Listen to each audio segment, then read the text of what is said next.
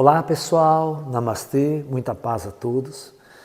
Gente, nós tivemos um fenômeno aí na década de 80, né?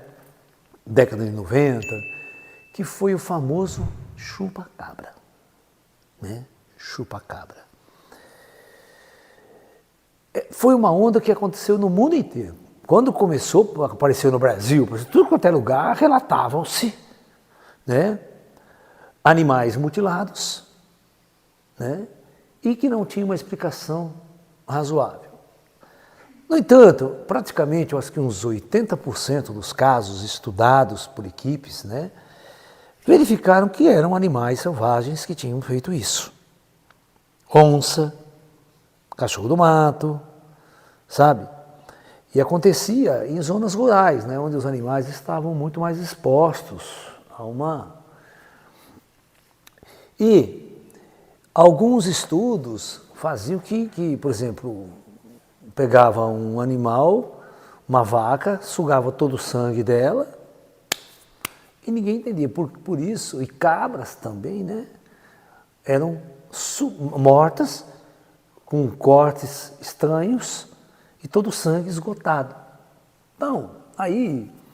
Só que eu quero que vocês entendam muito bem que nunca este fenômeno, objetivamente, foi associado a disco voador extraterrestre. Tá?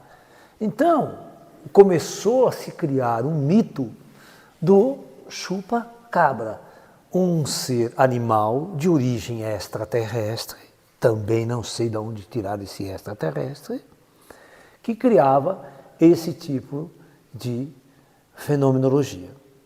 Eu tenho um amigo meu aqui no Brasil que ele escreveu um livro sobre o fenômeno chupa-cabra no Brasil. Tá? É um ufólogo, inclusive. E gente boa pra caramba, né? Posso até indicar o livro dele, ele se chama Carlos Machado. Podem procurar aí o livro sobre o chupa-cabra. Ele é um rapaz assim, bem idôneo, né, como pesquisador, né, na área casuística científica, tá? Não na área esotérica. Mas é uma pessoa boa, uma pessoa idônea, fez todo o levantamento e pesquisa no Brasil desses casos e realmente tem casos estranhos, que não, a gente não chega a uma conclusão direta do fato, certo? Mas foi uma onda, passou, acabou. Hoje ninguém mais fala em chupa-cabra, né? Você está entendendo? Então, são coisas muito estranhas, são fenômenos estranhos. Existe na casuística ufológica chamado abdução de vacas, ou mutilações de animais, como dizem. Que às vezes ele vai lá no pasto, encontra uma vaca, certo, morta, mas com todas as suas tetas, por exemplo, retirada com uma cirurgia tão sofisticada, e só, né, as tetas da vaca, né, são retiradas por uma cirurgia muito sofisticada e desaparece. Né? Então, esse caso que nós chamamos de mutilação de animais, não por um fenômeno de chupa-cabra, porque há um fenômeno quase que cirúrgico ali, há inclusive cérebro tirado totalmente de um animal, sabe, com uma técnica muito sofisticada, que os investigadores vão lá e falam, qual que o cara tirou esse cérebro daquele dentro? Entendeu? Então tem muitas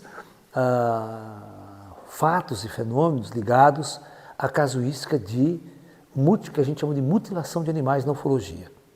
Então, muitos associavam a pesquisa extraterrestre, sabe? Os ETs vinham, né, faziam uma pesquisa, tirava, por exemplo, uns da vaca, porque nós consumimos leite, nós consumimos carne em grande escala no planeta. Talvez o que os ETs poderiam estar fazendo? Um estudo de ver que se poderia ter um agente contaminador a partir daí, que vem do próprio animal, né? Que eles poderiam estar criando uma, vamos assim dizer, uma investigação até para o nosso bem, né? Para poder curar o mal pela raiz, por exemplo, né?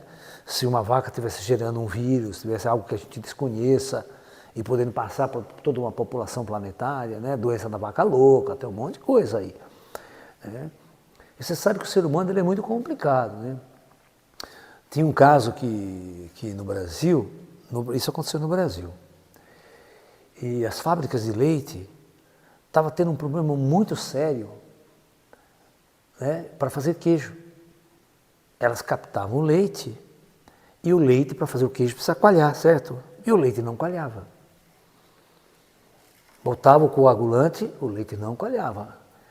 A explicação, vocês sabem que para coalhar o leite é bactéria que faz esse serviço, né? Então, o caso acontecia quando a pessoa, os produtores, davam muita vacina de contra a fitosa, né, antibiótico, muito antibiótico pro gado, e não tinha aquele tempo, eles não guardavam aquele tempo de uma semana, 15 dias para extrair o leite. E eles já extraíam já no dia seguinte, então o leite vinha com muito antibiótico, muito. E aí a indústria de leite não conseguia fazer, né? Aí agora a indústria de leite mudou, ela faz o teste na entrada de antibiótico. Se tiver muito, ela rejeita o leite.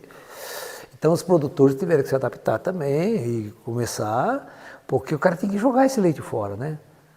Ou não extrair o leite durante 15 dias daquela vaca, aquela toda, né?